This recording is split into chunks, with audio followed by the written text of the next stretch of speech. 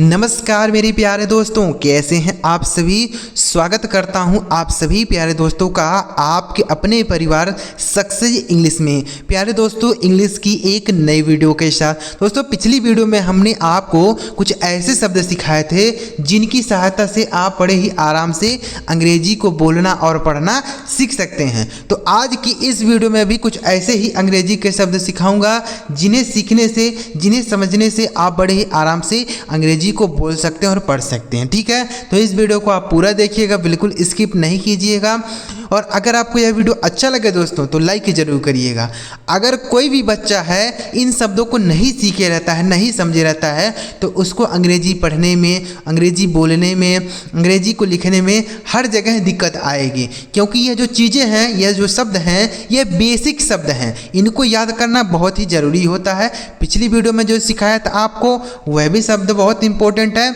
आज की इस वीडियो वाले सारे शब्द भी बहुत इंपॉर्टेंट है। ठीक है, तो इसलिए वीडियो को ध्यान से देखिए। सबसे पहले आप यहाँ देखिए, लिखा है इंग्लिश बोलना मुश्किल है, इसके बिना 100% इसके बिना आप अंग्रेजी सही तरीके से नहीं बोल पाएंगे, क्योंकि इनका प्रयोग हर सेंटेंस में हर जगह किया जाता है। ठीक है, देखिए सबसे पहला शब्द लिखा दोस्तों CAN, इसे पढ़ते हैं दोस्तों कैन। CAN इसे पढ़ा जाता है कैन, यानी इसका जो प्रोनाउंसिएशन होता है, जिसको हम उच्चारण बोलते हैं, वह होता है कैन। कैन का मतलब हो जाता है दोस्तों सकना। कैन मतलब शकना होता है। ठीक है, जैसे कैन आई गो देयर, क्या मैं वहाँ जा सकता हूँ। कैन आई गो देयर, क्या मैं वहाँ जा सकता हूँ। कैन आई सिट हियर, क्या मैं यहाँ बैठ सकता हूँ।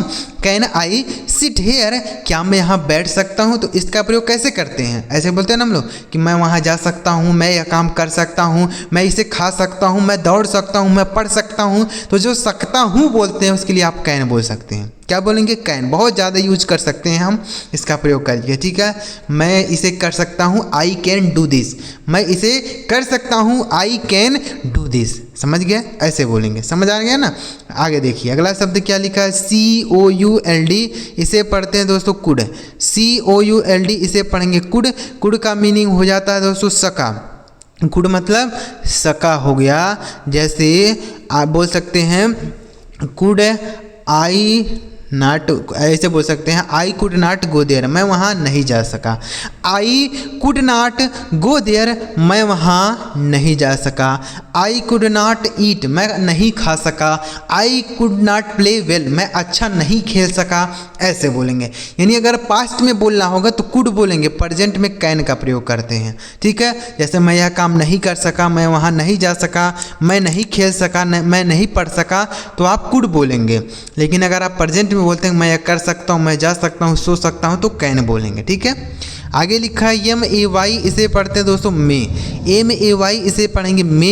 इस मे का मतलब भी होता है सकना, लेकिन इसका अलग जगह प्रयोग होता है। कहाँ पर होता है, देखिए जैसे हम किसी से आज्ञा मांगते हैं ना कि यहाँ पर मुझे जाना है, तो क्या बोलते हैं, जैसे हम लोग क्लास में होते हैं तो क्या बोलते हैं, मे आई कम इन सर, या मे आई गो आउट सर, क्या मैं बाहर जा सकता हूँ सर। मे आई गो आउट सर, क्या मैं बाहर जा सकता हूँ सर। ऐसे बोलेंगे। ठीक है, मे आई कम इन सर, क्या मैं अंदर आ सकता हूँ सर। तो यानी इस मे का प्रयोग हम परमिशन मांगने के लिए करते हैं, किसी से परमिशन मांगने के लिए करते हैं कि मुझे, मैं यह काम कर सकता हूँ, मे आई कम इन सर। ठीक है, आगे देखिए लिखा है MIGHT, इसे पढ़ेंगे दोस्तों माइट। इस माइट का मतलब हो गया सका। माइट मतलब सका हो गया। पास्ट में बोलेंगे, देखिए मे का ही पास्ट फॉर्म क्या होता है, माइट होता है। यानी अगर प्रेजेंट में बोला है तो मे बोलेंगे, पास्ट में बोला है तो हम माइट बोलेंगे। ठीक है, जैसे आई माइट गो देयर, मैं वहाँ जा सकता हूँ। माइट आई गो देयर, मैं वहाँ जा सका। ऐसे बोलेंगे। ठीक है, तो माइट का मतलब हो जाएगा सका। ठीक है, आगे लिखा है SHALL, इसे पढ़ते हैं दोस्तों सेल। SHALL इसे पढ़ेंगे सेल। इस सेल का मतलब हो जाता है गा गी गे। क्या होता है मेरे दोस्त, गा होता है या गी या गे होता है। ठीक है, जैसे आई सेल गो देयर, मैं वहाँ जाऊँगा।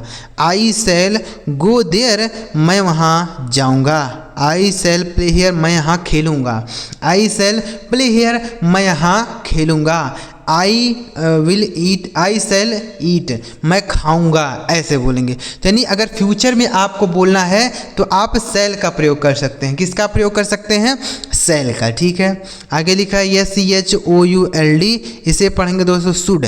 ACHOULD, इसे पढ़ेंगे दोस्तों शुड। शुड का मतलब हो जाता है चाहिए। शुड मतलब चाहिए होता है। जैसे शुड आई गो देयर, क्या मुझे वहाँ जाना चाहिए? शुड आई गो देयर, क्या मुझे वहाँ जाना चाहिए? यू शुड टेक रेस्ट, तुम्हें आराम करना चाहिए। यू शुड टेक रेस्ट, तुम्हें आराम करना चाहिए। तो शुड का मतलब हो जाता है चाहिए। ठीक है ना, शुड, SHOULD। आगे लिखा WILL, इसे पढ़ते हैं दोस्तों विल। WILL, इसे पढ़ेंगे दोस्तों विल। विल का मीनिंग हो जाता है दोस्तों गा, या होता है गी, या होता है गे।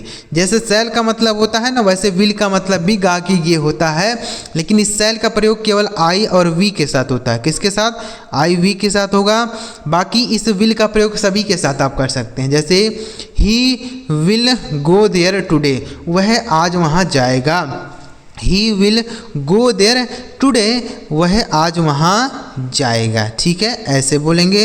ही विल गो देयर, आज वह वहाँ जाएगा। ही विल प्ले हियर, आज वह खेलेगा।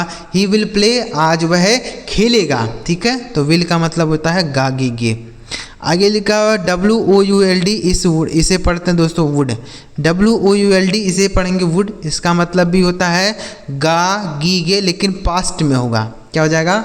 पास्ट में हो जाएगा। जैसे वह मैच खेलेगा, वह मैच खेलेगा, ऐसे बोल सकते हैं। तो वुड का प्रयोग आप कर सकते हैं। वुड का मतलब भी होता है गा की गे, यानी पास्ट में बीते हुए समय की बात बतानी होगी तो वुड बोलेंगे। अब प्रेजेंट में अगर बोलना है तो विल बोलेंगे। ठीक है, आगे लिखा MUST, इसे पढ़ेंगे दोस्तों मस्ट। MUST, इसे पढ़ेंगे दोस्तों, यह बहुत इंपॉर्टेंट शब्द है मस्ट। मस्ट का मतलब हो जाता है चाहिए। मस्ट मतलब चाहिए। देखिए, अभी हमने आपको सिखाया कि शुड मतलब भी चाहिए होता है और यहाँ मस्ट का मतलब भी चाहिए होता है। तो दोनों में अंतर है कुछ? बिल्कुल अंतर है। देखिए, अगर आप कोई काम आपको ज़रूर करना चाहिए तो मस्ट बोलेंगे, और अगर ऐसे नॉर्मल बोलना कि यह काम करना चाहिए तो आप शुड बोल सकते हैं। ठीक है, जैसे तुम्हें वहाँ ज़रूर जाना चाहिए, यू मस्ट गो देयर।